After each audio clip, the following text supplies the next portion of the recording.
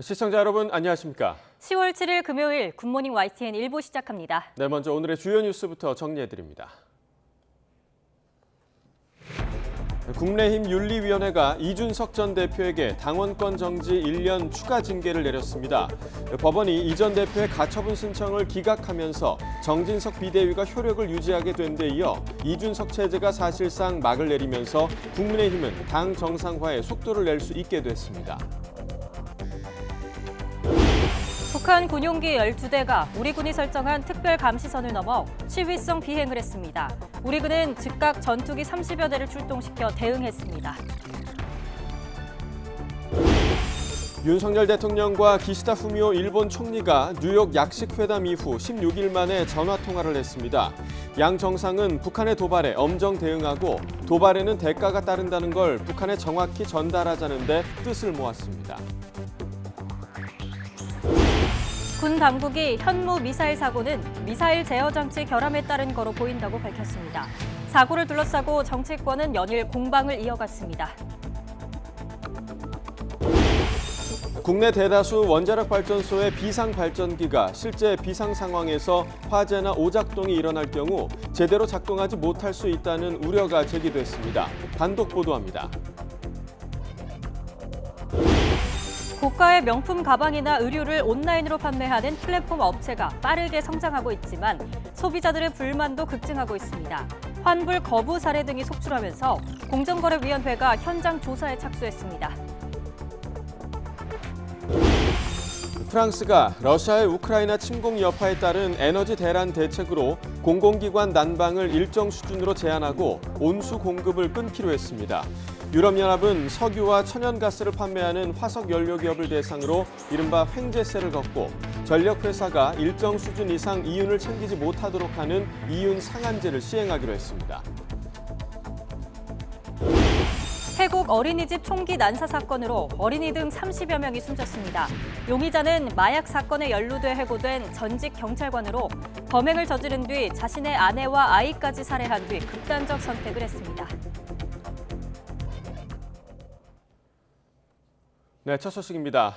양두구육, 신군부 등의 표현을 쓰며 윤석열 대통령과 국민의힘을 비난해 당 윤리위에 회부된 이준석 전 대표가 당원권 정지 1년 추가 징계를 받았습니다. 내년 6월 임기 종료 전에 대표직 복귀하는 것도 불가능해졌습니다. 엄윤주 기자입니다. 5시간 넘게 마라톤 회의를 벌인 국민의힘 윤리위는 이준석 전 대표의 당원권을 1년 추가 정지하기로 결정했습니다. 징계 사유는 크게 두 가지입니다. 먼저 당론을 거스르고 당원 개정과 새 비대위 구성을 저지하기 위해 법원에 가처분 신청을 했다는 이유를 들었습니다. 비대위 전환 요건을 정비하는 당원 개정안을 추인하였음에도 불구하고 당론으로 결정하였는데 이에 반하여 당원 개정과 새 비대위 구성을 저지하기 위한 가처분 신청을 한 것이 핵심 이유가 되고요. 윤석열 대통령과 당내 인사들을 향한 이 전 대표의 거친 언사도 추가 징계에 영향을 미쳤습니다. 다른 사람의 명예를 훼손하고 민심 이탈을 불러왔다는 겁니다.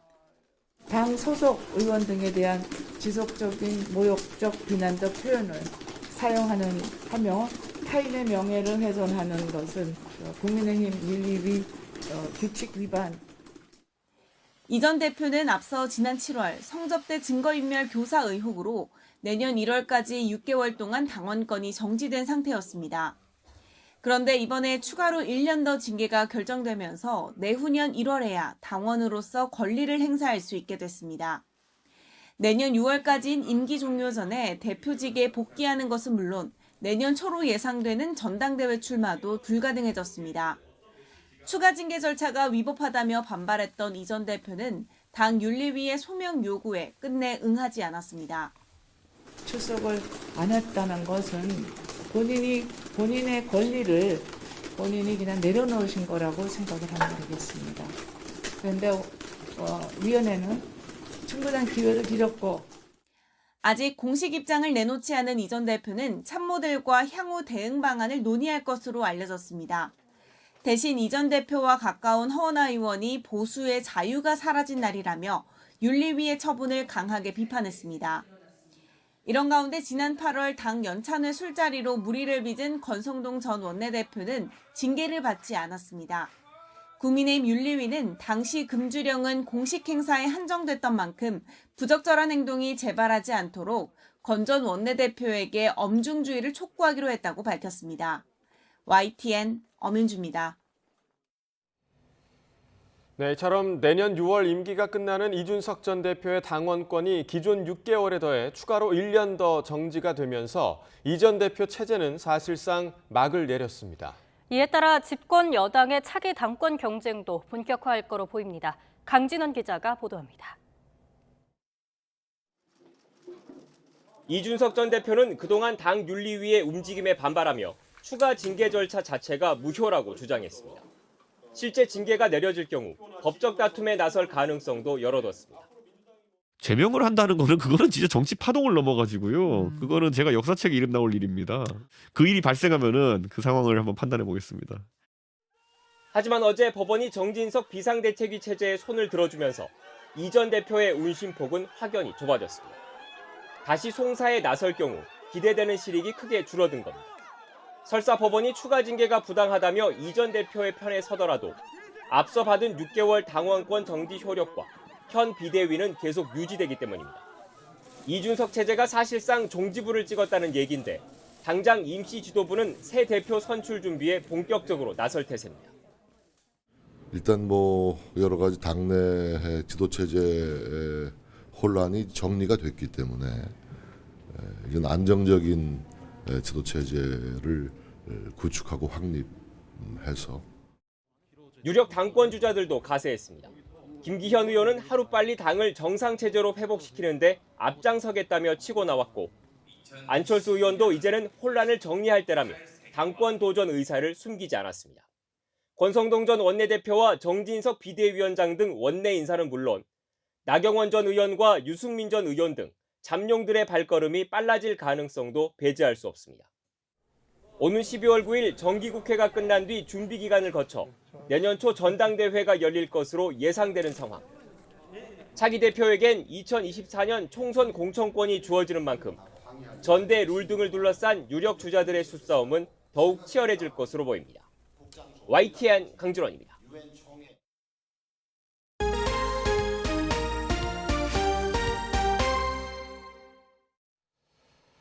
네, 어제 오후 북한 군용기 12대가 시위성 편대 비행을 해 우리 공군 전투기 30여 대가 출격했습니다. 군 관계자는 어제 오후 2시쯤 북한군 전투기 8대와 폭격기 4대로 구성된 비행 편대가 1시간가량 비행하며 한때 우리 군의 특별감시선 이남으로 진입했다고 밝혔습니다. 특별감시선은 항적이 나타났을 때 군이 감시하고 추적하는 지점의 선으로 이를 넘은 북한군 편대 비행은 매우 이례적입니다. 해당 편대는 황해도 곡산군과 황주군 일대를 비행하며 공대지 사격도 실시한 것으로 추정됩니다. 북한의 탄도미사일 발사가 잇따르는 가운데 윤석열 대통령과 기시다 일본 총리가 통화로 공동 대응 방안을 논의했습니다. 두 정상은 북한에 엄정하게 대응한다는 방침 아래 도발엔 대가가 따른다는 메시지를 정확히 전달하자는 데 뜻을 모았습니다. 박소정 기자가 보도합니다. 최근 이틀에 한 번꼴로 이어지는 북한의 도발. 특히 지난 4일 일본 열도를 넘어간 중거리 탄도미사일의 안보 긴장감이 높아진 가운데 윤석열 대통령과 기시다 후미오 일본 총리가 전화 통화로 대응 방안을 논의했습니다. 대통령실은 두 정상이 25분 통화에서 심각하고 중대한 도발 행위를 강력히 규탄하고 엄정한 대응에 협력하자는 데 뜻을 모았다고 밝혔습니다.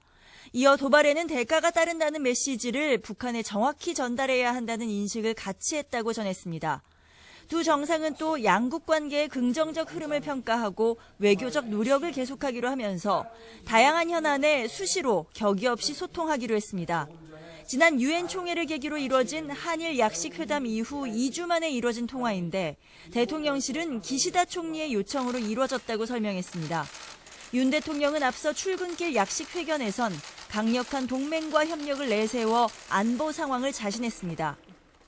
우리 정부에서 강력한 한미 동맹과 또 한미일 안보 협력을 바탕으로 국민의 생명과 안전에 빈틈없이 다 잘 챙기겠습니다.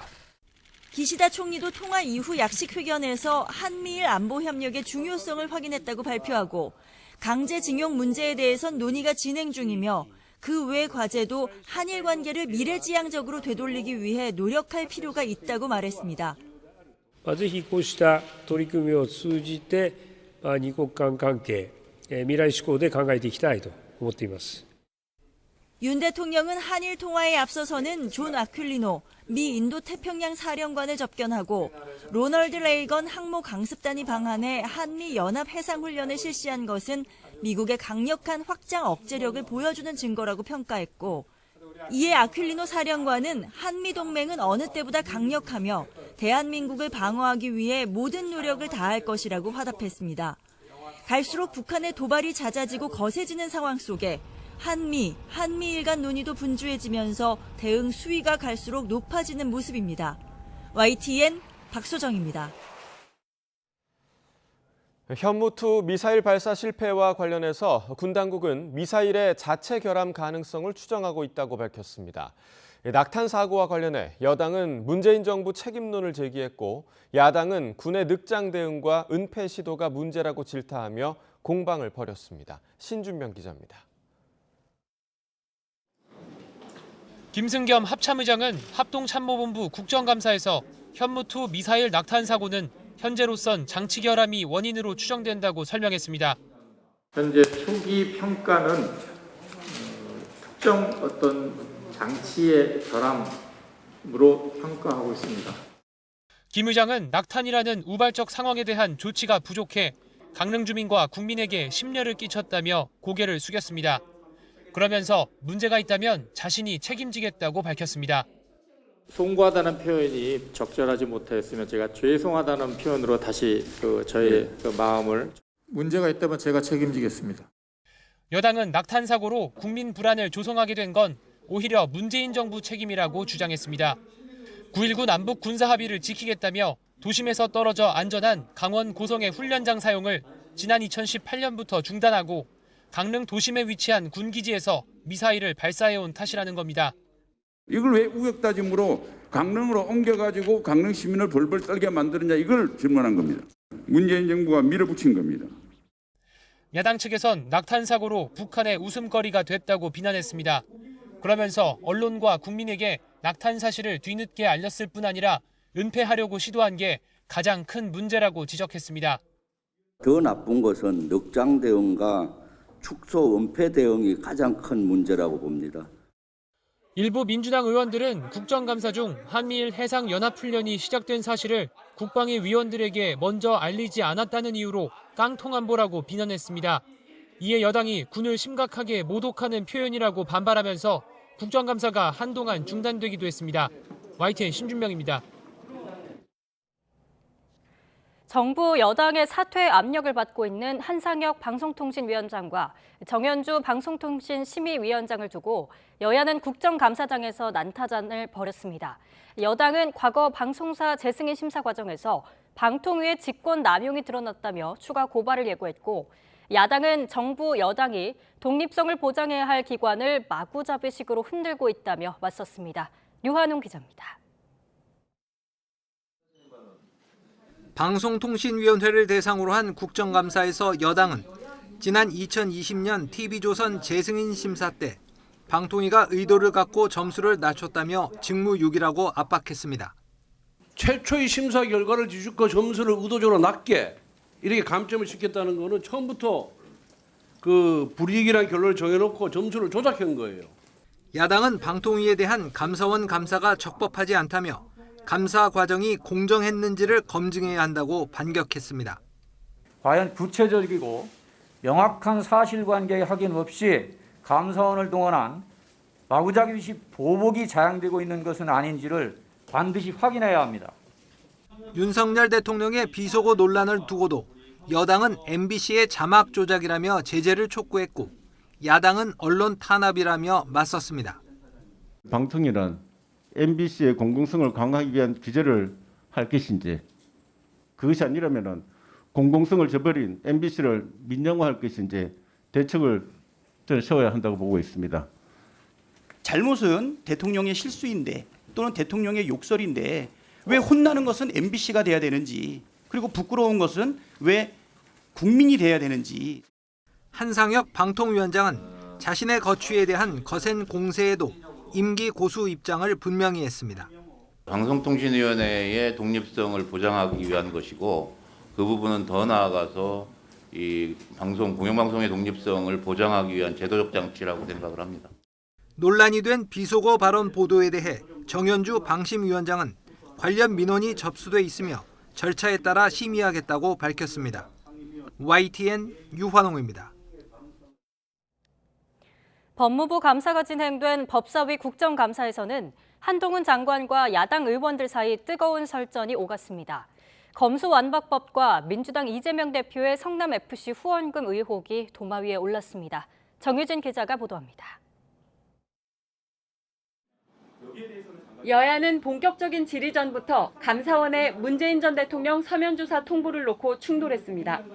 더불어민주당 김남국 의원이 감사원 대통령실 문자 메시지 노출을 언급하자 여당 소속 김도읍 위원장이 국감 취지와 맞지 않는다고 제재하며 설전을 벌였습니다. 지금 말씀 내용이 고함 지르지 마시고 전체적인 내용이 지금 오늘 국정감사와 관련이 없다고 판단됩니다. 국정감사에 첫 참석해 눈길을 끈 한동훈 법무부 장관은 검찰 수사권 완전 박탈, 검수완박법을 두고 야당 의원들과 공방을 벌였습니다. 민주당은 윤석열 정부가 검사를 동원한 정치 탄압을 하느라 민생 사건 처리가 지연되고 있다고 지적했는데, 일선 민생 사건을 처리해야 되는 검사와 수사관들을 다 이런 정치와 관련된 탄압 수사에 동원하고 있다라는 제보가 있어요. 한 장관은 지연된 원인은 민주당이 강행 처리한 검수완박 때문이라고 반박했습니다. 검수완박을 해놓으셨기 때문에 민생을 직접 수사하기가 참 어려워졌다는 점을 다시 한번 호소드리고 싶고요. 그리고 이게 지금 기존에 있었던 검수완박과 무슨 상관이 있습니까? 민생 수사에서 기본적으로 지금 마약 수사라든가 이런 거 투약 같은 거 못하게 해놓으셨잖아요. 국민의힘은 이재명 대표가 연루된 성남FC 후원금 의혹을 집중적으로 파고들었습니다. 이 대표의 수사를 놓고 질의가 이어졌는데, 민주당은 정부가 야당을 향해서만 가차없이 사정의 칼날을 휘두르고 있다고 반발했습니다. 여러 가지 그 판례나 그동안의 업무 그동안의 관련 그 판례 예를 보면 이것은 제3자 뇌물 교부죄가 수수죄가 될 수밖에 없다. 그렇게 생각을 하고 있습니다. 어떻게 생각하십니까? 지금 이건 이재명 대표 겨냥한 수사입니다. 다음, 이거 중앙지검에 걸려있는 이재명 대표 겨냥 수사입니다. 다음, 수원지검에 걸려있는 이재명 대표 관련 수사입니다. 법무부에 대한 국정감사였지만 관련 질의보다는 한동훈 장관의 출석과 각종 현안이 뒤엉킨 난타전만 이어졌습니다. YTN 정유진입니다. 윤석열 대통령이 감사원 사무총장과 대통령실 국정기획수석 간 문자 논란에 대해 관여할 여유가 없다며 확대 해석에 선을 그었습니다. 하지만 더불어민주당은 감사원의 존립을 흔드는 국기문란 사건이며 국정조사까지 추진하겠다고 엄포를 놓았습니다. 이경국 기자입니다.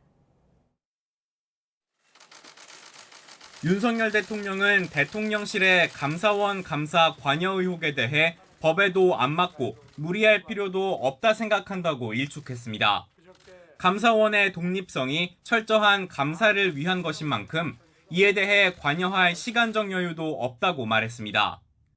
언론 기사에 나온 이런 그 업무와 관련해가지고 그 어떤 문의가 있지 않았나 싶은데요.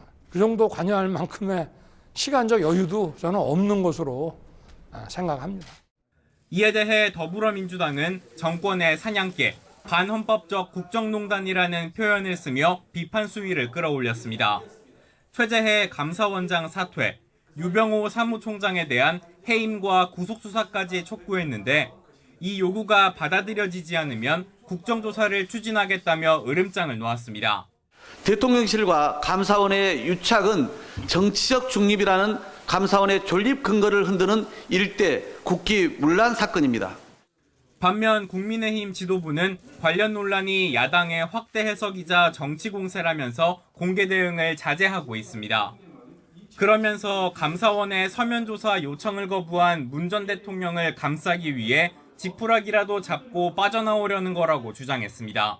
마치 대통령실과 감사원이 짜고 뭔가를 벌이는 듯한 그런 행위에 대해서 흑색 선전선동에 나서는 정쟁화되는 것은 반드시 막아야 합니다. 전현희 권익위원장에 대한 표적감사 논란, 문재인 전 대통령 서면 조사에 이어 대통령실과의 문자 논란까지 헌법상 독립기관인 감사원이 여야 정쟁의 한복판으로 빠져들고 있습니다. YTN 이경국입니다. 원자력 발전소의 외부 전력 공급이 끊기는 비상사태에 대비하기 위한 것이 바로 비상 디젤 발전기입니다. 일본 후쿠시마 원전 사태로 그 중요성이 다시금 부각이 됐죠. 그런데 국내 대부분 원전의 비상 디젤 발전기가 실제 비상 상황에서 화재나 오작동이 일어날 경우 무용지물이 될 수 있다는 우려가 제기됐습니다. 김진두 기자가 단독 보도합니다. 일본 후쿠시마 원전 사고는 대지진과 해일로 전원이 끊기면서 시작됐습니다. 이때 비상 디젤 발전기가 전기를 생산해 원자로를 식혀야 하는데 침수로 작동하지 않으면서 원자로가 녹는 대참사가 발생한 겁니다. 비상 디젤 발전기는 이처럼 원전 안전의 최후 보루로 어떤 경우에도 작동해야 합니다. 하지만 현재 가동 중인 국내 원전 27기 가운데 20기의 비상 디젤 발전기가 화재나 소화 설비가 오작동을 일으켰을 경우 무용지물이 될 수 있다는 지적이 나왔습니다. 이산화탄소가 나오게 돼 있는 비상 디젤 발전기 구역의 소화 설비 때문입니다. 불이 나면 배출되는 이산화탄소의 온도는 영하 78.5도. 이로 인해 실내 온도는 영하 50도 이하로 뚝 떨어지게 됩니다. 그런데 비상 디젤 발전기가 작동할 수 있는 내환경 조건은 영상 10도에서 50도 사이로 돼 있습니다. 따라서 극좋은 상태에서도 발전기가 제대로 작동하는지 확인해야 하지만 관련 시험은 한 번도 없었습니다.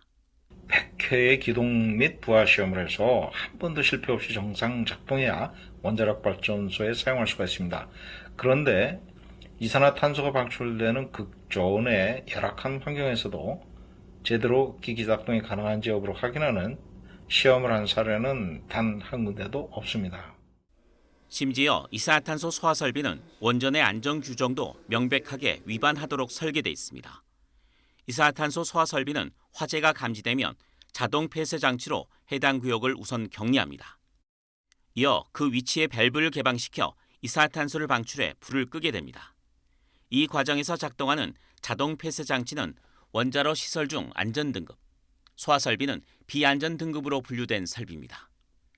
원자로 시설의 안전등급과 등급별 규격에 관한 규정은 비안전등급 설비는 안전등급 설비와 연동되지 않아야 한다고 되어 있습니다. 안전등급 설비는 문제가 생겼을 경우 원자로 안전과 직결되는 설비입니다.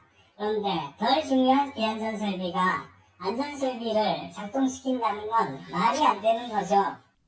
이산화탄소 소화 설비가 국내 경수로 원전으로 확산한 과정도 명확하지 않습니다. 초기 원전인 고리 3, 4호기와 한빛 1, 2호기는 건설 당시 미 원자력 규제위원회의 요건에 따라 물을 사용하는 스프링클러 방식으로 운영됐습니다.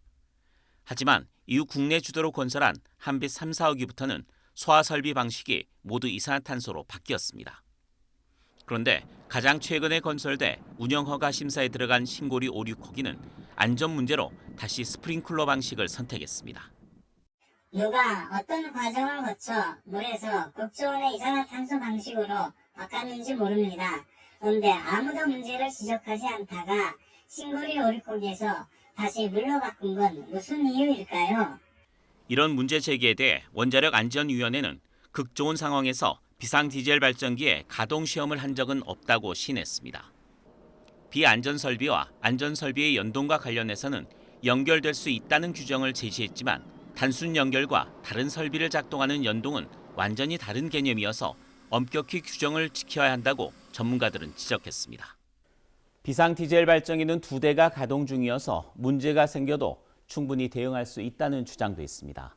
하지만 사고 시에 이산화탄소 소화 설비는 동시에 오작동을 일으킬 수 있고 이 경우 모든 비상 디젤 발전기는 기능이 상실된 것으로 간주합니다. 원전 안전에 있어 세계 최고라고 자부하던 일본의 교훈을 잊지 말아야 합니다. YTN 김윤우입니다. 명품 가방이나 의류를 온라인으로 판매하는 플랫폼 업체가 급성장하고 있습니다. 여러 사업자가 판매하는 상품을 플랫폼 차원에서 보증한다는 걸 내세워 큰 인기를 끌고 있는데 정작 환불을 거부하는 등 소비자들의 불만도 급증하고 있습니다. 강민경 기자가 보도합니다. 이달 초 A씨는 명품 플랫폼에서 수백만 원짜리 가방을 주문했습니다. 자체 감정 서비스를 갖췄고 배송 전에 검수까지 한다는 홍보를 믿고 사기로 결정했습니다. 그런데 정작 도착한 상품 상태는 엉망이었습니다. 처음에 가방이 도착했을 때 누가 찢어서 열어본 것처럼 박스 전체가 훼손이 돼 있었고 가방 안에 내부도 많이 찌그러져서 도착한 상태였습니다. 진짜 문제는 다음부터였습니다. A씨는 상품 교환을 요구했지만 플랫폼 업체는 거부했습니다. 교환을 요청을 했지만 이제 내부적인 규정에 따라서 교환이 어렵다고 했고 근데 저는 그 내부적인 규정을 어디서도 찾아볼 수가 없었습니다. A씨는 결국 판매자와 직접 접촉한 뒤에야 가방을 교환할 수 있었습니다. 코로나 위기로 해외여행이 어렵고 보복 소비 심리까지 더해지면서 온라인 명품 플랫폼 시장 규모는 급격히 커졌습니다. 반대로 정작 가격에 걸맞는 서비스는 제대로 갖추지 않아서 소비자들의 불만은 갈수록 커지고 있습니다. 실제로 최근 5년 동안 명품 플랫폼 주요 3사에 제기된 소비자 상담은 2,290여 건에 달합니다. 이 가운데 절반에 가까운 1,200여 건이 지난 1월부터 8월까지 접수됐습니다. 지난해보다 2배 넘게 늘어난 수치입니다. 상담 신청 이유로는 청약 철회, 즉 환불 거부가 35.5%를 차지했습니다. 전문가들은 플랫폼 업체들이 주로 약관의 허점을 악용한 뒤에 소비자에게 제대로 설명하지 않는 수법을 사용한다고 설명했습니다. 일부 플랫폼에서 회원의 손해 발생 시 사업자의 책임을 일체 면제하는 약관 조항이 확인되었고 소비자 불만이 커지자 반란과 트렌비 대표를 국정감사 증인으로 소환했습니다. 최근 급성장한 명품 플랫폼의 과도한 반품비 요구나 소비자 기만 행위 등을 지적해서 해당 업체 대표들을 직접 불러서 잦은 시정을 요구토록 할 계획입니다. 공정거래위원회도 주요 3사 플랫폼에 대한 현장 조사와 약관 실태 조사에 착수한 상태입니다. YTN 강민경입니다. 한국소비자원은 우리 생활과 밀접한 생활용품들의 안전성을 검사해서 문제가 있는 제품명을 공개해 왔는데요. 일부 제품들은 유해물질이 검출돼도 구체적으로 어떤 제품인지 밝히지 못한다고 합니다. 그 이유가 무엇인지 김태원 기자가 알아봤습니다. 인센스 스틱이라고도 불리는 향은 최근 실내 방향제로 젊은 층 사이에 인기입니다. 한국소비자원은 5년 전 인센스 스틱 제품을 태울 때 나오는 유해 물질을 검사했습니다. 모두 10개 제품을 검사했는데 절반인 5개에서 실내공기질관리법 규정을 초과한 벤젠이 검출됐습니다. 벤젠은 1급 발암물질로 밀폐된 공간에서 공기와 섞인 채 흡입하면 백혈병과 각종 암을 유발할 수 있습니다. 소비자들은 당연히 어떤 제품이 문제인지 알고 싶은데 한국소비자원은 제품 이름까진 밝힐 수 없다는 입장입니다. 인센스 스틱을 태울 때 나오는 유해 물질을 규제할 수 있는 기준이 없기 때문입니다. 한국소비자원은 소비자기본법에 따라 위해가 우려되는 제품을 검사해 그 결과를 정부나 관련 기관에 알리고 기준 마련을 건의해왔습니다. 그러나 강제성은 물론 이행 시한도 없다 보니 기준 마련 작업이 5년째 미뤄지고 있는 겁니다. 제도에서 마련 검토를 저희가 요청 또는 이제 건의하는 내용입니다. 법상에 그렇게 의무적으로 저희한테 회신을 해주시게끔 준비되어 있지는 않습니다. 관할 부처인 환경부는 이미 한국소비자원 요청을 대부분 반영해 인센스 스틱 관련 유해물질 기준을 마련했다고 해명했습니다. 하지만 제품 구성 성분만 규제했을 뿐 정작 제품을 태울 때 나오는 유해물질에 대해선 아무런 기준도 만들지 않았습니다. 결국 인센스 스틱을 피울 땐 알아서 조심하라는 결론인데 소비자들은 황당하다는 반응입니다. 진짜 마음 놓고 제대로 못 쓸 것 같아요, 인센스를. 네, 그런 성분이 나오는데 계속 쓸 수도 없는 데다가 어떤 거에 나오는지도 모르니까 좀 문제가 심각한 것 같습니다. 인센스 스틱뿐만이 아닙니다. 재작년 합성가죽 소파 제품 조사에서는 납카드뮴 등 중금속을 비롯해 환경 호르몬인 프탈레이트계 가소제도 검출됐는데 소비자원은 이 역시 유해 물질 기준이 없다며 제품 이름을 밝히지 않았습니다. 문제가 있어서 제기를 했는데 정부에서 이런 부분에 대해서 뭐 그냥 뭐 권고 사항이니까 뭐 그냥 우리가 알아서 볼게 이런 식의 대응은 정말 안 좋다고 생각을 해요. 국가기술표준화는 기준 신설을 검토하는 데 전문가 자문 등 준비 과정이 필요하고 업계 입장도 고려하기 때문에 시간이 걸릴 수 있다는 겁니다. 그러나 지난 2016년부터 2019년까지 소비자원이 기관들의 제도 개선을 요청한 138건 가운데 3년 이상 방치된 것만 39건으로 전체의 28%에 이릅니다. 무방비 상태로 노출되어 있는 국민들이 가장 큰, 소비자들이 가장 큰 어떤 피해를 입지 않을까 싶습니다. 개선되기 전까지라도 좀 이제 정보를 좀 국민들한테, 소비자들한테 알려줄 수 있는 방법들이 필요하지 않을까 좀 생각합니다. 소비자원의 안전 권고가 제도 개선으로 이어지려면 이행 시한을 정하거나 연구 용역 등 검토 진행 상황을 투명하게 공개해야 한다는 지적도 나옵니다. YTN 김태원입니다. 프랑스 정부가 현지 시각 6일 러시아의 우크라이나 침공 여파 등이 가져온 에너지 대란에 맞서 광범위한 에너지 절감 대책을 발표했습니다. 아니에스 파니에 류나셰르 에너지부 장관은 이날 오후 파리 포르트 드 베르사유 전시장에서 2024년까지 에너지 소비량을 2019년 대비 10% 낮추는 것을 목표로 각종 대책을 제시했습니다. 우선 정부와 공공기관은 건물 내부 온도가 19도 이상으로 오르지 않도록 난방을 제한하기로 했습니다. 유럽연합 EU가 급등한 에너지 가격을 잡기 위한 긴급 대책을 현지 시간 6일 공식화했습니다. EU는 이날 오후 에너지 가격 안정을 위한 긴급 시장 개입에 관한 EU 이사회 규정을 공식 채택했다고 홈페이지를 통해 밝혔습니다. 긴급 대책에 따르면 EU는 화석연료 기업으로부터 연대 기여금이라는 명칭으로 일종의 횡재세를 걷어 일반 가정과 중소기업 등을 지원할 계획입니다. 유럽 최대 원자력 발전소인 우크라이나 자포리자 원전을 점령 중인 러시아가 원전 국유화를 주장하며 운영권 통제에 나선 데 대해 국제원자력기구 IAEA가 사실상 반대 입장을 표명했습니다. 라파엘 그로시 IAEA 사무총장은 현지 시간 6일 우크라이나 수도 키이우를 방문한 자리에서 기자들을 만나 자포리자 원전은 우크라이나 시설이라고 말했습니다.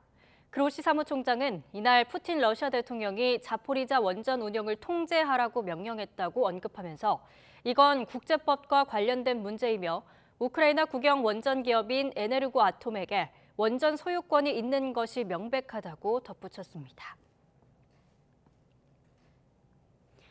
우크라이나군의 반격에 밀리고 있는 러시아가 최근 징집한 예비군을 전선에 투입하기 시작했습니다. 하지만 예비군 동원으로도 러시아가 전세를 뒤집기 어려울 거라는 전망이 나오고 있습니다. 강성훈 기자입니다.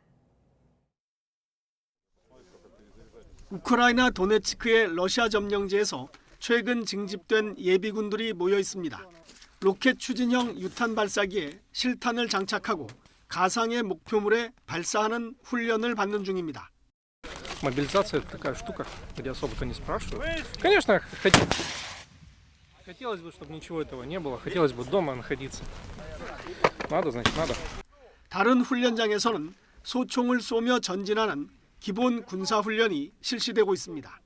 러시아군이 사전 허가한 구역에서만 촬영이 돼서인지 훈련장에서는 전의가 느껴집니다. Полный вперед. За родину, матушку Россию. Вот, как бы так. Больше нет страха. 러시아군은 이달 초부터 징집 예비군을 최소한의 훈련만 시킨 뒤 전선에 보내기 시작했습니다. 병력 부족이 심각해 서둘러 투입하고 있지만 러시아군은 여전히 전선에서 밀리고 있습니다. 젤렌스키 우크라이나 대통령은 러시아를 강력 비난했습니다. 푸틴 대통령이 예비군을 총알바지로 내몰고 있다는 겁니다. Ми бачимо вже зараз серед загиблих окупантів і тих, хто був забраний просто тиждень чи два тому. Людей не готували до бойових дій, у них немає жодного досвіду, щоб воювати. 앞서 러시아 정부는 동원령 발령 2주 만에 목표의 3분의 2인 20만 명을 징집했다고 발표했습니다. 하지만 예비군이 본격 투입돼도 전사자만 늘어날 것이라는 전망이 벌써부터 나오고 있습니다. 동원령 승부수가 자칫 푸틴 대통령의 발목을 잡을 가능성도 있습니다. YTN 강성웅입니다. 태국의 한 어린이집에서 총기 난사 사건이 발생해 어린이 등 최소 38명이 목숨을 잃었습니다. 용의자는 마약 관련 사건에 연루돼 지난해 해고된 전직 경찰관으로 범행 후 귀가해 자신의 아내와 아이까지 살해한 뒤 스스로 목숨을 끊었습니다. 김진호 기자입니다. 태국 북동부 농부 아람푸주 나끌랑 지역의 한 어린이집. 점심시간에 전직 경찰관이 자신의 아이가 다니는 이 어린이집에 들어가 총을 쏘고 흉기를 휘둘렀습니다.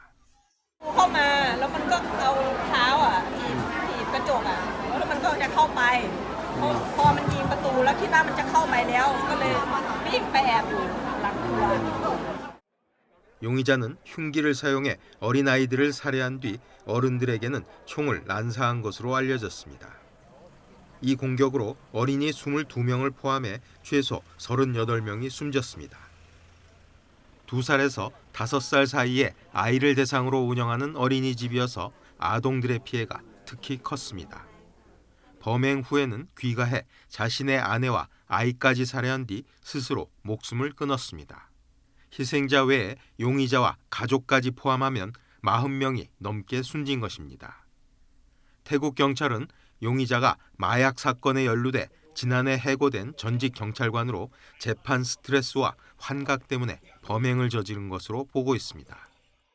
ทราบว่าวันที่ 7 คือวันพรุ่งนี้นะครับก็จะไปขึ้นศาลแล้วก็อาจจะมีการเรื่องเกี่ยวกับเรื่องพอคนที่หลังจากให้ออกมาแล้วก็ยังคงไม่เลิกพฤติการนะครับเลิกพฤติกรรมก็คงมีการเสพยาบ้าอยู่ก็อาจจะมีการหลอนด้วยนะ 이번 사건은 범인 한 명이 어린이들을 살해한 최악의 사건 중 하나로 꼽힙니다. 2011년 노르웨이에서는 우익 극단주의자가 청소년 여름 캠프에서 69명을 살해했습니다. 올해 5월 미국 텍사스 초등학교 총격 사건에서는 어린이 19명이 숨졌습니다. YTN 김진호입니다.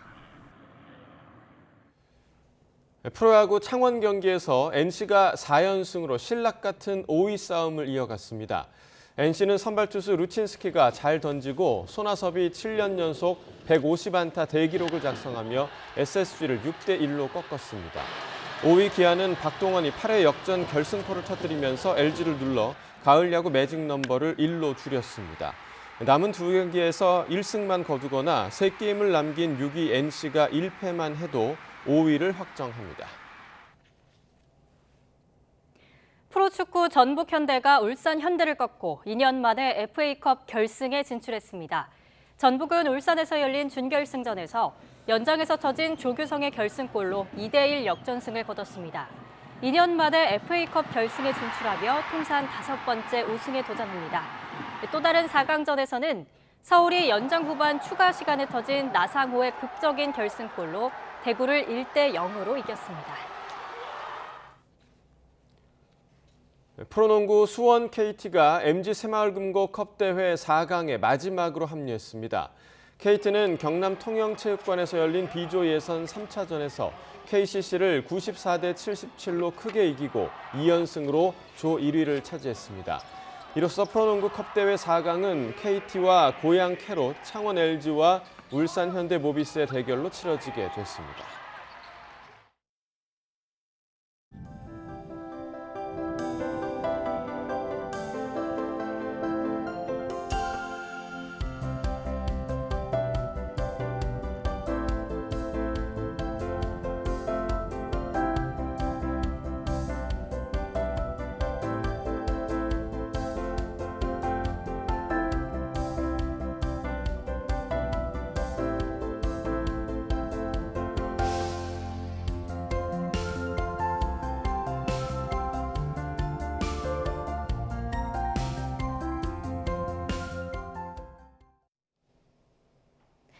가을이 깊어갈수록 날이 더 쌀쌀해지고 있습니다. 현재 서울 기온은 11.9도로 올가을 들어 가장 낮은 기온을 기록하고 있는데요.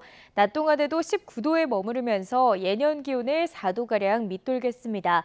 오늘 아침 출근길에는 어제보다 따뜻한 옷차림 해주시기 바랍니다. 현재 레이더 화면을 보시면 동풍의 영향을 받는 동해안에는 호우경보가 내려진 가운데 다소 강한 비가 내리고 있고 내륙에도 산발적인 빗방울이 떨어지고 있는데요. 동해안 지역의 비는 오늘 밤까지 오락가락 이어지겠습니다. 예상되는 비의 양은 동해안에 5에서 60mm가 되겠고요. 내륙에도 산발적으로 빗방울이 떨어지는 곳이 있겠습니다. 현재 기온 살펴보겠습니다. 현재 서울 기온 11.9도, 광주는 15.3도를 나타내고 있습니다. 낮 기온은 어제와 비슷하거나 조금 낮겠습니다. 오늘 서울 한낮 기온 19도, 대전 20도, 대구는 21도가 예상됩니다. 절기 한로이자 주말인 내일 내륙은 반짝 맑은 날씨를 회복하겠고요. 한글날인 일요일에는 전국에, 월요일에는 중부와 전북 지방에 또 한 차례 가을비가 내릴 전망입니다. 지금까지 날씨 정보였습니다. 북한 군용기 12대가 우리 군이 설정한 특별 감시선을 넘어 시위성 비행을 했습니다. 우리 군은 즉각 전투기 30여 대를 출동시켜 대응했습니다. 윤석열 대통령과 기시다 후미오 일본 총리가 뉴욕 약식회담 이후 16일 만에 전화통화를 했습니다.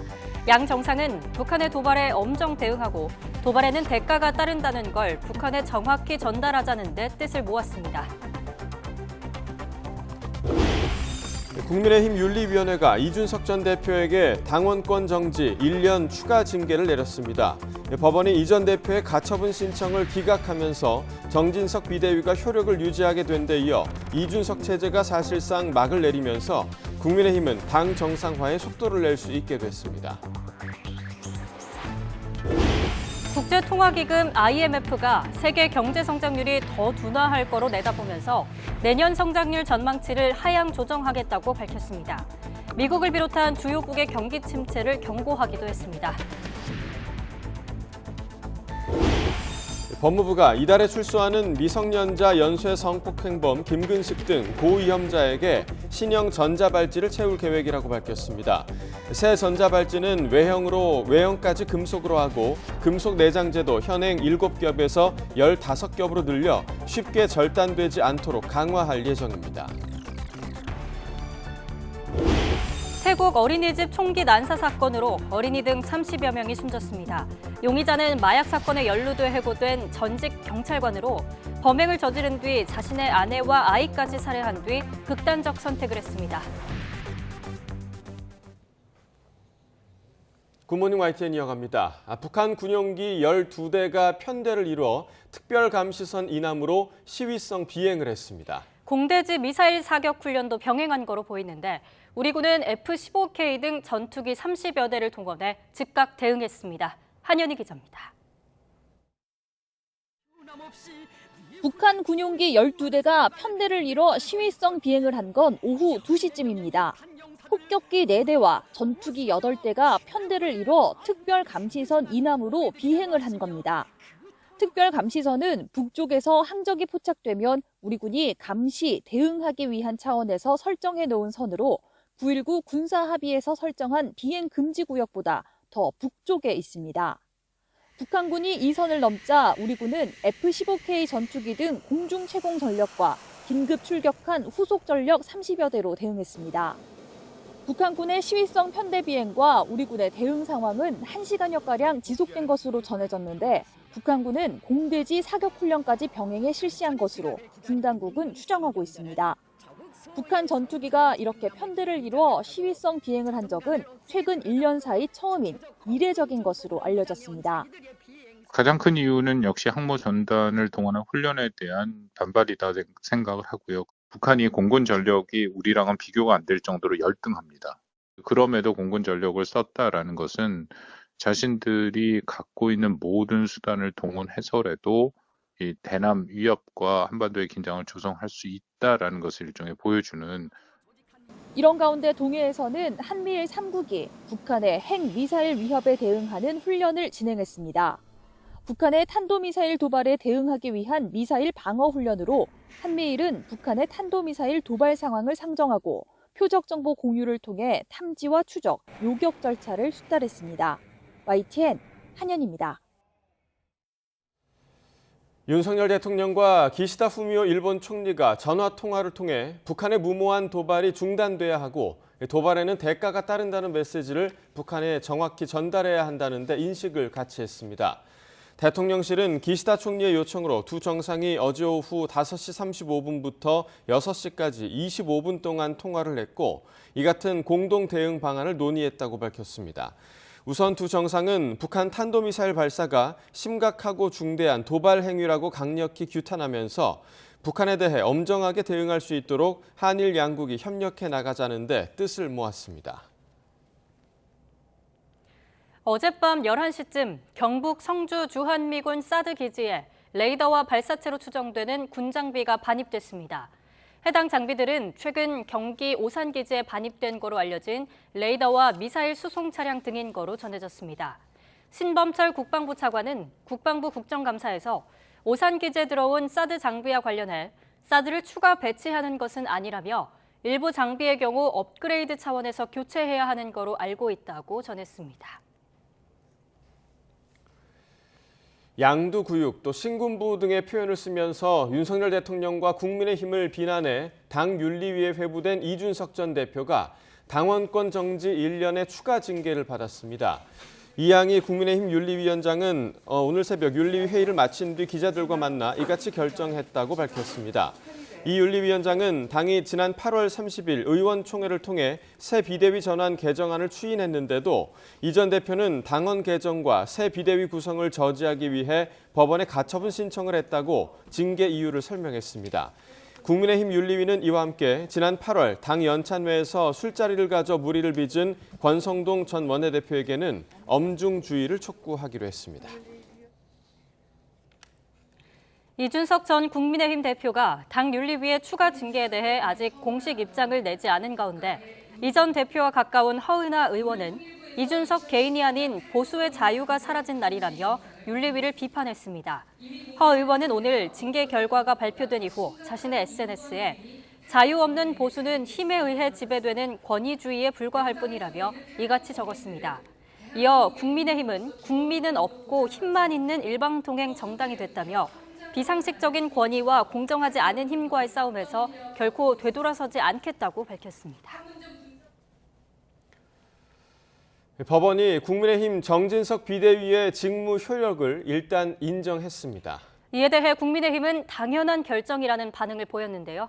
정진석 비대위원장과 주호영 원내대표의 발언 직접 들어보시죠.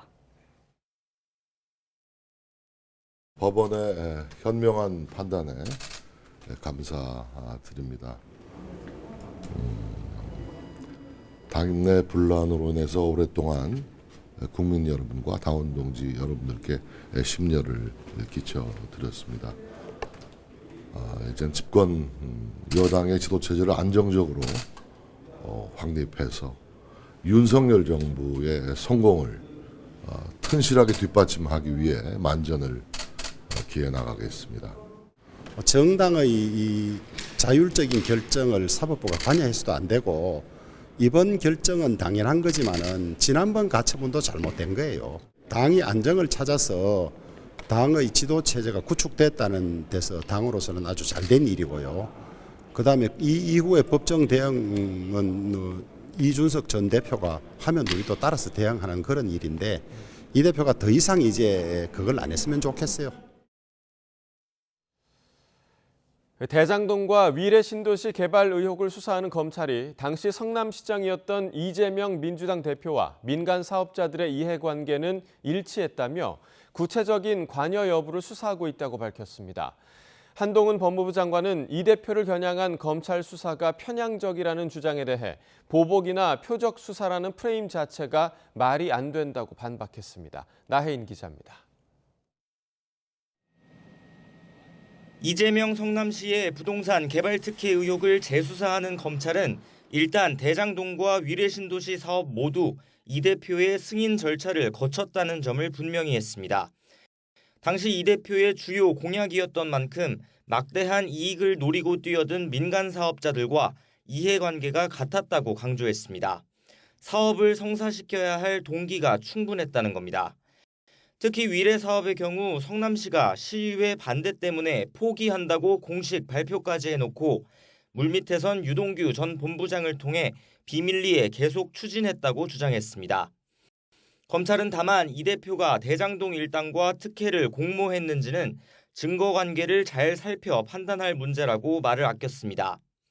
유 전 본부장이 민간 사업자들과 부당이득을 꾀하는 것까지 알았는지 수사가 더 필요하다는 뜻으로 보입니다.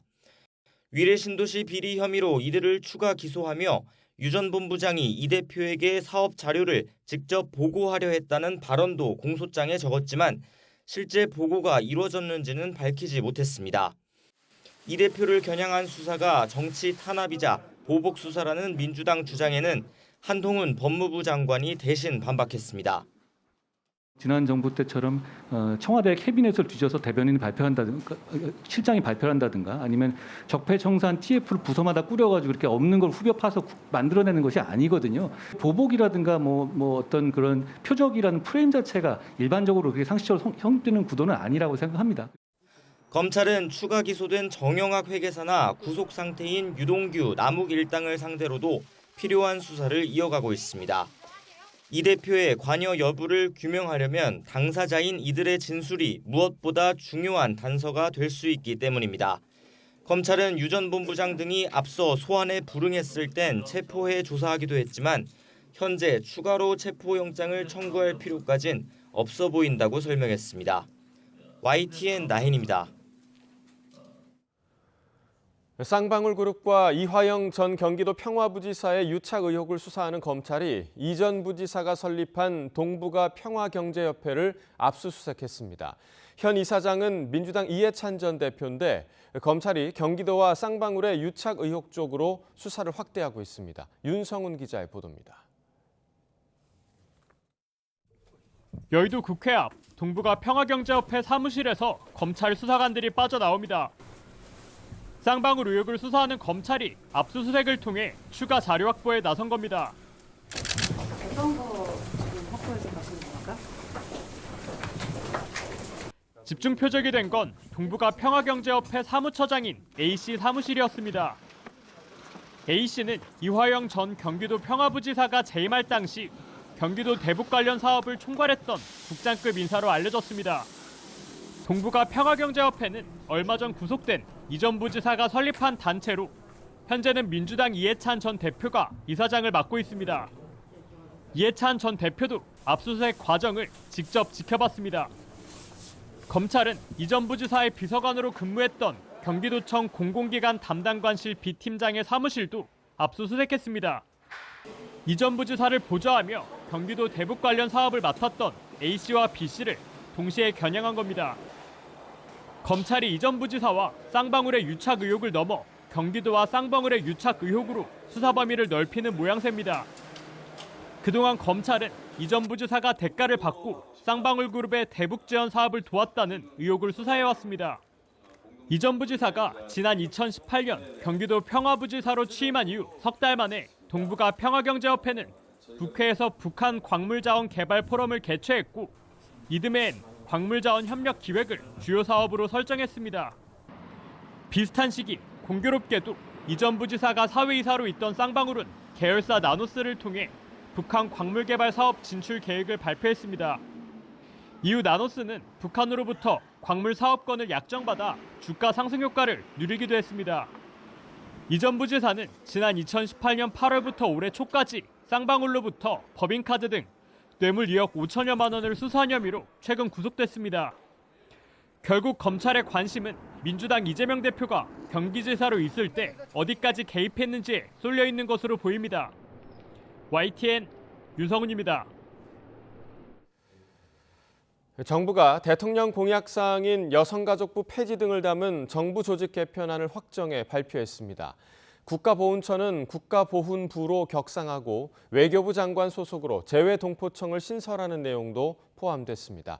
달라지는 정부 조직 개편안을 차유정 기자가 보도합니다.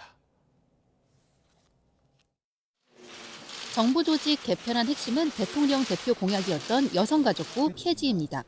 여성 불평등 개선에 주력했던 여성정책 패러다임을 남녀 모두를 위한 양성평등으로 바꿔야 할 시기라는 겁니다. 흩어져 있는 청소년, 아동, 노인 업무 등을 통합한 종합적인 정책 마련이 필요하다는 이유도 있습니다. 청소년 가족 업무는 여성가족부가 인구, 아동, 노인 업무는 보건복지부가 각각 분절적으로 수행하고 있고 부처 간 중복으로 인하여 지역 사회와 정책 현장에서는 혼선과 비효율을 초래하고 있습니다. 구체적으로 여가부의 청소년 가족, 양성평등 정책 등은 보건복지부로 이관합니다. 복지부 내에 인구가족 양성평등본부를 만들어 생애주기에 걸친 종합적인 사회정책을 추진합니다. 여성 고용기능은 고용노동부로 옮깁니다. 여가부 기능 축소 우려에 대해선 조직이 폐지되는 건 맞지만 복지부에 만들 양성평등본부를 장차관 중간급인 본부장이 이끌 예정이며 복지부 기존 업무와 융합해서 오히려 업무 효율성이 높아질 거라고 설명했습니다. 조직 자체가 축소되거나 격화되는 것이 아니라 그대로 가고 오히려 그 휘하에 지휘하던 차관이 본부장으로 격상이 되는 것입니다. 국가보훈처는 국가보훈부로 격상합니다. 재외동포수가 730만 명이 넘는 상황에서 별도 전담기구인 재외동포청을 신설합니다. 대통령의 또 다른 공약인 우주항공청 신설은 이번 개편안에선 빠졌습니다. 다만 거대 야당인 민주당이 국가보훈부 승격과 재외동포청 신설에는 찬성하지만 여가부 폐지에는 우려를 표하고 있어 정부 조직 개편 방안의 국회 통과 전망은 불투명합니다. YTN 차유정입니다. 여성가족부를 폐지하고 보건복지부 산하 본부로 두는 정부 조직 개편안과 관련해 김현숙 여가부 장관은 여성 중심으로 이루어진 양성평등 정책이 남녀 모두를 위한 정책으로 전환될 거라고 말했습니다. 김 장관은 학교 안팎 청소년 지원 강화 대책 브리핑이 끝난 뒤 정부 조직 개편으로 여가부 기능이 수정될 수 있느냐는 질문에 이처럼 답했습니다. 국내에서 두 번째로 긴 해저터널인 인천 북항터널에서 배수 문제로 도로를 통제한 횟수가 최근 3년 동안 60차례가 넘는 거로 드러났습니다.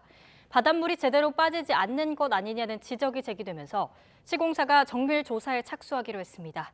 최기성 기자입니다.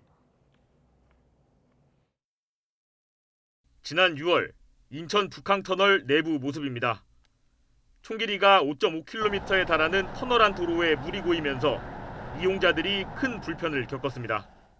바다 밑으로 지나가는 터널인데 저 물이 어디서 유입이 될까라는 생각이 든 거죠. 불안한 생각도 많이 들고 사실은. 지난 8월 YTN이 관련 내용을 보도한 뒤 이물질 등으로 막혀있던 해당 구간 배수로 배관은 교체했지만 관련 문제는 끊이지 않고 있는 것으로 나타났습니다. 최근 3년 동안 통계를 보면 막힌 배수로를 뚫거나 배수로를 점검하기 위해 차선을 통제한 횟수는 61차례에 달합니다. 물 보수하는 것도 있고 체킹하는 것도 있고 여러 가지 과정이 있었죠. 이제 배수 관련해서 이제 그게 이제 보수도 있을 거고 우리가 물이 새는지 체킹할 수도 있을 거고.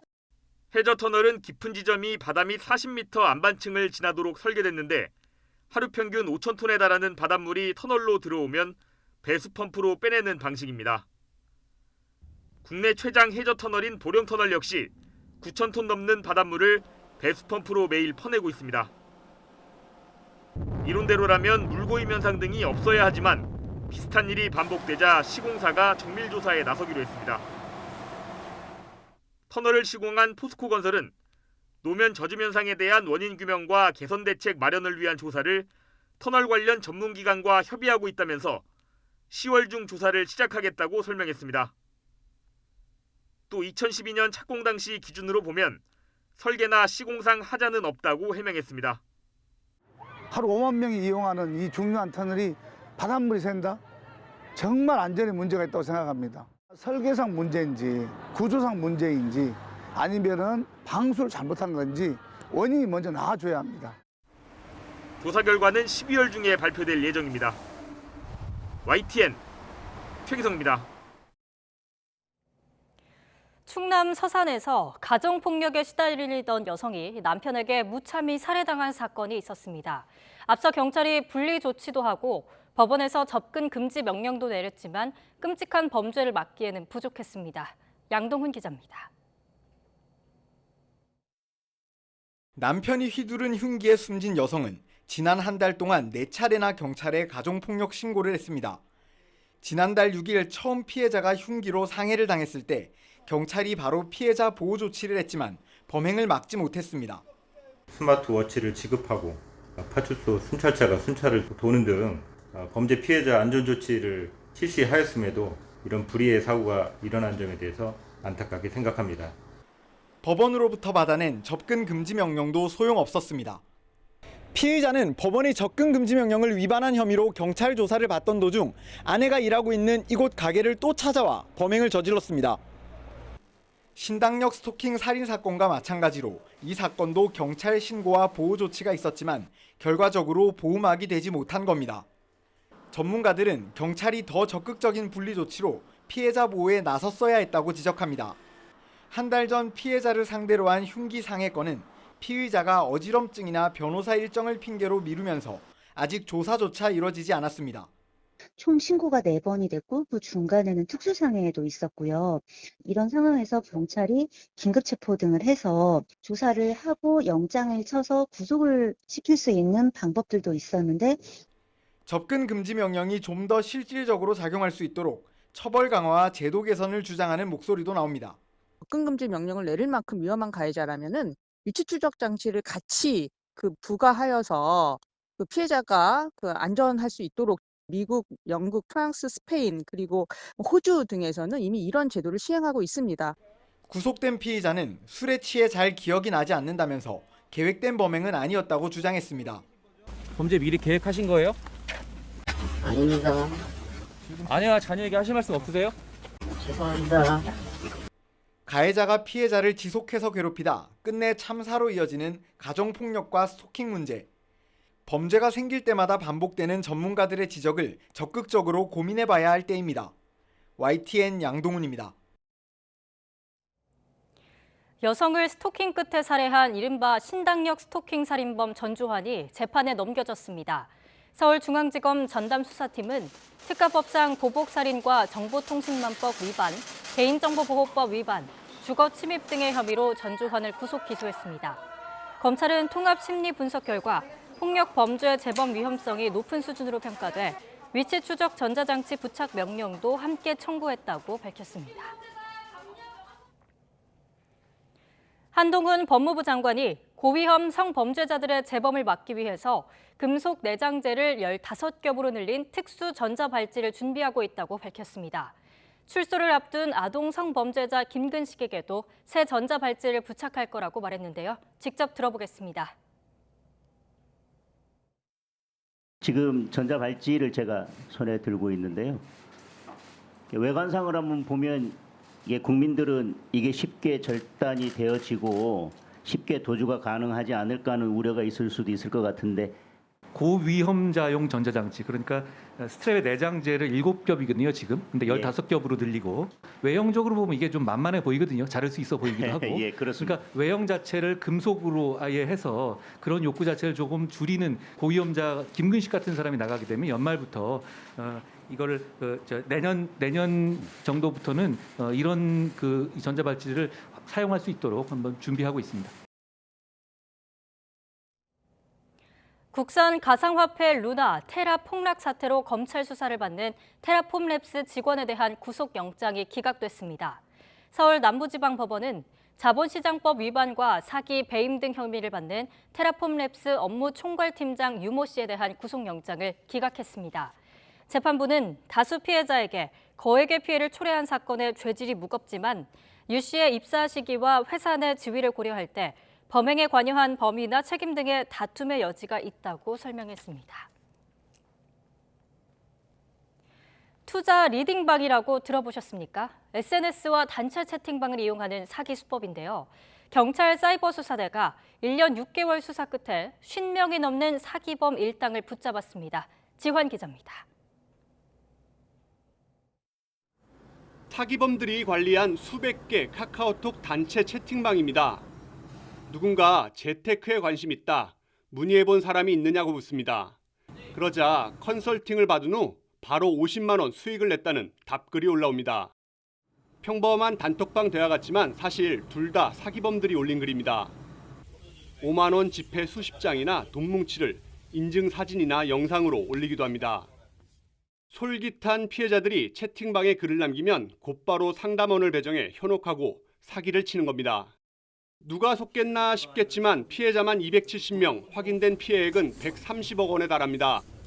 범죄에 이용된 은행 계좌에서 오고 간 액수는 500억 원이 넘는데 20, 30대 젊은 층이 대부분인 피해자들은 피해 사실을 쉬쉬하며 숨기고 있습니다. 현재도 가상화폐라든가 골드 투자를 빙자하는 방식으로 진화하고 있습니다. 많은 분들이 피해를 입고도 경찰에 신고를 하지 않고 수백만 명에게 신개념 재테크라며 SNS 고수익 광고를 보내고 스포츠 토토나 가상화폐 사이트에 가입시킨 후 투자금을 가로챈 사기범들은 국내와 필리핀에 사무실을 두고 있었습니다. 총판과 대리점을 나눠 철저한 점조직 형태로 운영했으며 1년 6개월 수사 끝에 붙잡힌 조직원만 무려 53명. 사기친 돈은 명품 가방이나 고급 시계를 사거나 외제 차량을 리스하며 탕진했고 때로는 수십억 온라인 게임 아이템을 구매하기도 했습니다. 단톡방에 초대가 돼갖고요. 의미로 초대돼갖고 그렇게 시작된 거죠. 어머니가 명품 자랑 사진, 차 자랑 사진 이런 거에 혹하셔갖고 하시게 된 거예요. 경찰은 총책 34살 A씨 등 13명을 구속하고 사기는 물론 조직폭력배처럼 형량이 무거운 범죄단체 조직 혐의까지 더해 검찰로 넘겼습니다. 필리핀으로 도주한 나머지 일당도 인터폴과 공조해 뒤를 쫓고 있습니다. YTN 지환입니다. 전남 담양에 있는 제지업체 한솥 페이퍼텍에서 사망사고가 잇따르고 있습니다. 지난 2월 화물차에 깔려 운전자가 숨진 데 이어서 최근에는 지붕을 수리하던 50대도 추락해 변을 당했습니다. 오선열 기자입니다. 사망사고가 난 현장입니다. 낡을 대로 낡아 녹슨 지붕에 지름 1m 크기의 구멍이 뻥 뚫려 있습니다. 지붕을 고치던 53살 A씨는 지난달 22일 오후 3시쯤 10m 아래로 떨어졌습니다. 사고 당시 현장에는 추락을 방지할 수 있는 안전 그물망도 설치돼 있지 않았습니다. 크게 다친 A씨는 병원으로 옮겨져 치료를 받았지만 숨졌습니다. 일단 지원 많이 받았어요.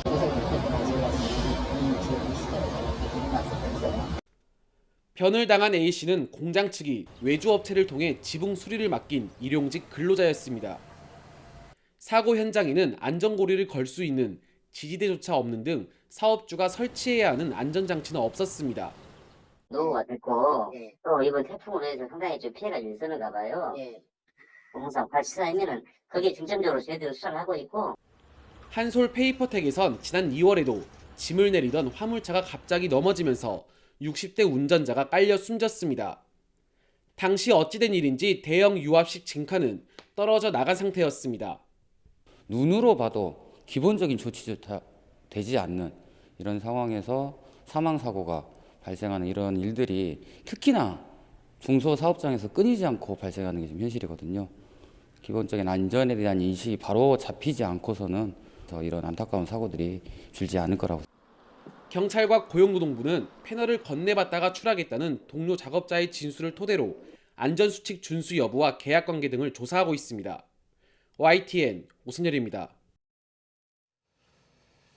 크리스탈리나 게오르기에바 IMF 총재는 내년 세계 경제 성장률 예측치를 기존의 2.9%에서 하향 조정할 거라고 밝혔습니다. 다만 올해 성장률은 기존 3.2%를 유지하기로 했습니다. 게오르기에바 총재는 조지타운대 연설에서 경기 침체와 금융 불안정성에 대한 위험 증가를 거론하며 내년 성장률 예측치를 낮춘 세계 경제 전망을 다음 주에 발표한다고 말했습니다. 앞서 IMF는 지난 4월 올해와 내년 세계 경제 성장률을 각각 3.6%로 예측했다가 7월에는 올해 3.2%, 내년은 2.9%로 각각 하향 조정했습니다. 유럽연합 EU가 러시아산 천연가스를 대체할 주요 수입처로 떠오른 노르웨이와 에너지 가격을 안정시키기 위한 협력을 강화하기로 했습니다. 우르줄라 폰데어라이엔 EU 집행위원장과 요나스 가르 스테르 노르웨이 총리는 현지 시각 6일 체코 프라하에서 열린 유럽 정치 공동체 회의에서 회동한 뒤 공동 성명을 발표했습니다. 공동 성명은 양측의 역량 범위 내에서 에너지 시장을 안정화하고 시장 조작과 가격 변동성의 영향을 제한하기 위한 수단을 함께 발전시키기로 합의했다고 밝혔습니다. 태국 북동부의 보육시설에서 총기 난사 사건이 발생해 어린이 등 30여 명이 목숨을 잃었습니다. 태국 경찰은 6일 농부와 람푸주 나클랑 지역에서 발생한 총기 난사 사건으로 어린이 22명을 포함해 최소 34명이 숨졌다고 밝혔습니다. 용의자는 마약 관련 사건에 연루돼 지난해 해고된 전직 경찰관으로 범행 후 귀가해 자신의 아내와 아이까지 살해한 뒤 스스로 목숨을 끊었다고 경찰은 전했습니다. 용의자는 점심시간에 보육시설에 들어가 총을 쐈으며 임신 8개월이 된 교사와 2살 난 유아가 함께 희생됐습니다. 북한이 5년 만에 전략 도발을 재개하고 러시아는 핵 버튼을 만지작거립니다. 북중러 반미 공조가 강화되는 가운데 중국의 타이완 침공설도 무르익고 있습니다. 베이징 강정규 특파원입니다. 중국이 국경절 연휴를 맞아 만든 8부작 다큐멘터리에서 핵 미사일 전력을 과시했습니다. 지난달 미군 항모전단의 동해 연합훈련 기간엔 랴오닝 항모 취역 10주년을 대대적으로 기념했고 한미일 3국이 잠수함 잡는 훈련을 펼칠 땐 SLBM 12발을 탑재한 창정 18호 작전 영상을 공개했습니다. 시진핑 집권 10년 동안의 군사 업적과 미국에 지지 않겠다는 의지를 강조하는 선전선동입니다. 我命令全军各级要强化练兵备战鲜明导向。 윌리엄 번스 미 중앙정보국장은 최근 인터뷰에서 시진핑이 타이완 침공을 지시했다고 말했습니다. 시한은 2027년 중국 인민해방군 창설 100주년이자 시진핑 집권 3기 마지막 해입니다. 지난 8월 중국의 무력통일 예행연습과 쉴 새 없이 몰아치는 중간선 무력화 시도에 타이완의 위기감도 높아지고 있습니다. 飞跃的航空器，对，我把个航空器、我知道，就航海无人机包括在里面嘛。实体，对，实体，我就认为它就算第一。 미국은 이른바 고슴도치 전략 차원에서 타이완을 거대한 무기 창고로 만든다는 계획입니다. 그동안 중국 견제에 집중했던 항모전단은 5년 만에 재개된 북한의 전략 도발과 7차 핵실험 조짐에 한반도를 떠나지 못하고 있습니다. 유럽에선 폐색이 짙어진 러시아 푸틴이 기어코 핵 버튼을 누를 거란 공포가 여느 때보다 큽니다. 동시다발적인 북중러 삼각 도발에 미국 중심의 세계 질서는 거센 도전에 직면했습니다. 베이징에서 YTN 강정규입니다. 미리 보는 오늘입니다. 윤석열 정부 첫 국정감사 나흘째를 맞아 이른바 검수원복 논란과 납품단가 연동제 등을 놓고 질의가 이어질 거로 보입니다. 경찰청 등을 대상으로 한 국회 행정안전위원회 국정감사에서는 검찰의 수사 범위를 상당 부분 복원한 검수원복 논란과 스토킹 사건 대책 등이 다뤄질 전망입니다. 또 공정거래위원회 등의 정무위원회 국감에서는 납품 대금의 원자재 가격 상승분을 반영하는 납품 단가 연동제 방향 등을 놓고 공방이 벌어질 거로 보입니다. 윤석열 대통령이 오늘 비상경제 민생회의를 긴급 소집합니다. 윤 대통령은 오늘 오전 용산 대통령실에서 제10차 비상경제 민생회의를 열고 경제부처 관련 장관들이 모두 참석한 가운데 경제 상황 전반을 논의합니다. 이어 미국 반도체 장비 업체인 어플라이드 머티어리얼즈의 CEO 리 디커슨을 접견할 계획입니다. 쌍용 자동차 인수 불발로 이른바 먹튀 의혹이 불거진 강영권 에디슨 모터스 회장의 구속 여부가 이르면 오늘 결정됩니다. 서울 남부지방법원은 오늘 오전 강 회장 등 에디슨 모터스 관계자 3명의 구속영장 실질 심사를 진행합니다. 강 회장 등은 쌍용차 인수 과정에서 허위 정보 공시로 주가를 띄워 조작했다는 혐의를 받고 있습니다. 광화문 옆 높은 담장에 둘러싸여 있던 송현동 부지가 100여 년 만에 개방됩니다. 서울시는 그동안 폐쇄됐던 종로구 송현동 부지를 녹지 광장으로 단장해 오늘 오후 5시 30분부터 임시 개방한다고 밝혔는데요. 송현동 부지는 서울광장 면적 3배에 달하는 3만 7천 제곱미터 규모로 앞으로 시민휴식과 문화예술 행사 공간으로 활용될 예정입니다. 지금까지 미리 보는 오늘이었습니다.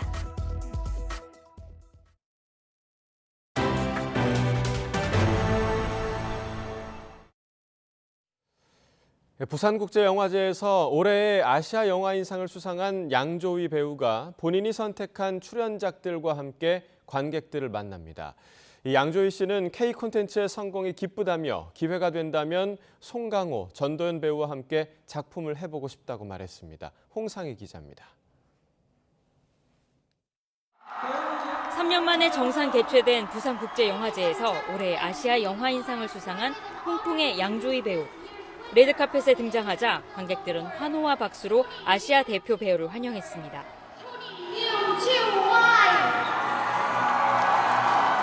Thank you for my Korean fans. 부산국제영화제만 4번째 방문으로 한국과 오랜 인연이 있는 양조위 배우는 먼저 팬들의 열정에 감사의 뜻을 표했습니다. 华语之音的观众朋友，大家好，我是梁朝伟。因为很久没有出席过那么隆重的场合，所以我每一次上台都会很紧张的。我觉得我从第一次来釜山电影节就已经感受到那种热情。 한국 나이로 환갑을 맞은 양조위 배우는 이제는 연기를 즐길 수 있는 나이가 됐다면서 1980년대 초 드라마로 데뷔했던 시절로 돌아가 다시 드라마에 도전하고 싶다고 말했습니다. 即係當嗰個緣分出現咧，即係我覺得唔一定係荷里活啦，即係甚至冇係韓國啊、日本啊、台灣啊，因為我以前我覺得所有都係一個緣分嚟嘅，即係當咁啱嗰個緣分出現嗰時候，咪。 지난해 할리우드 데뷔작 샹치와 텐 링즈의 전설에서 악역을 연기하기도 했던 양조위 배우는 연쇄살인마 역할에 도전해보고 싶다고 밝히기도 했습니다. 특히 K 콘텐츠의 활약을 기쁘게 생각한다며 함께 일하고 싶은 한국 배우를 꼽았습니다.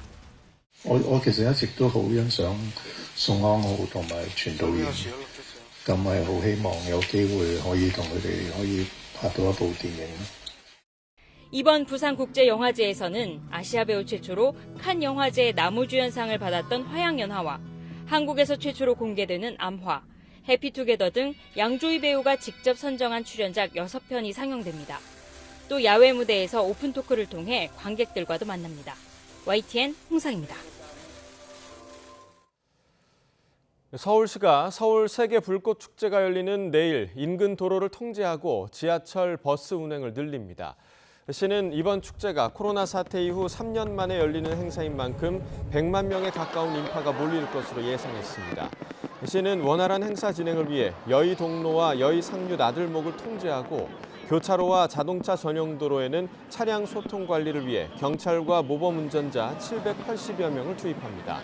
지하철은 행사 기간을 전후해 5호선과 9호선이 70회 증편 운행하며 5호선 여의나루역은 승차장이 포화 상태일 경우 무정차 통과합니다. 전주 비빔밥 축제가 한옥마을에서 개막해 닷새간 진행됩니다.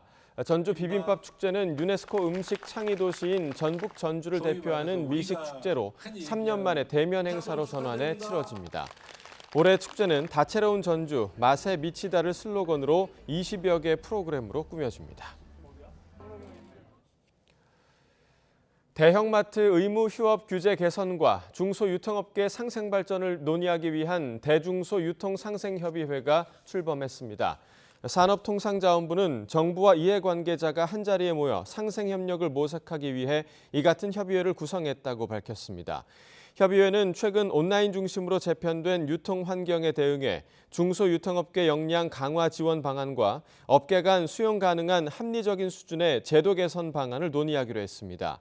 협의회에는 산업부 1차관과 전국상인연합회, 한국슈퍼마켓협동조합, 한국체인스토어협회 대표 등이 참여합니다.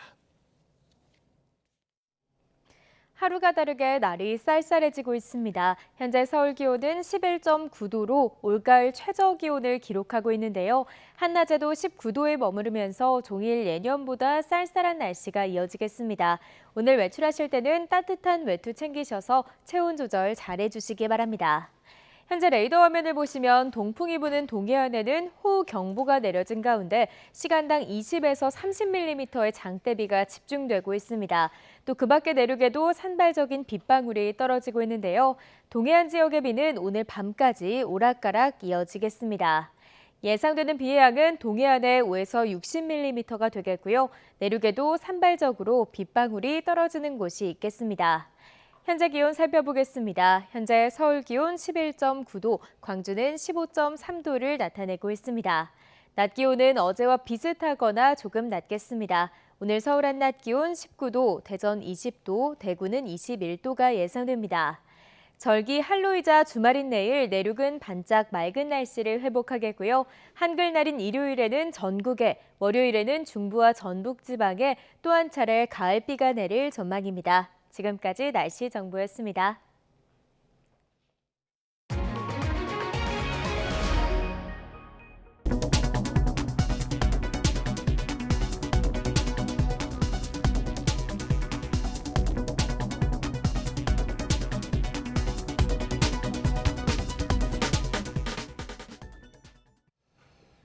네, 이상으로 굿모닝 YTN 1부를 마칩니다. 잠시 후 2부가 이어집니다. 시청해주신 여러분 고맙습니다.